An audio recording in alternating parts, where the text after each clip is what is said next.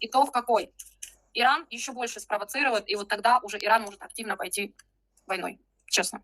Это я говорю сейчас в целом, это не вопрос месяца. Здесь Солнце, рыцарь жезлов, собирает ресурсов еще чуть-чуть, потому что сейчас ресурс потратил Иран.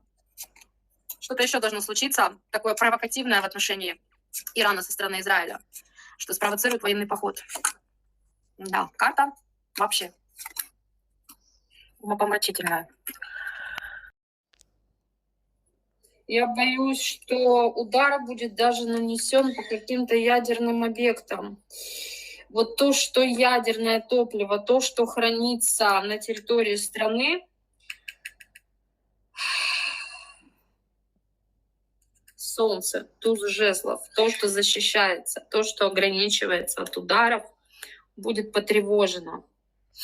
Друзья, напишите мне в чате, что это может быть. Ума не приложу. То есть здесь есть даже момент какого-то уничтожения какой-то базы с последующим выбросом каких-то радиационных моментов.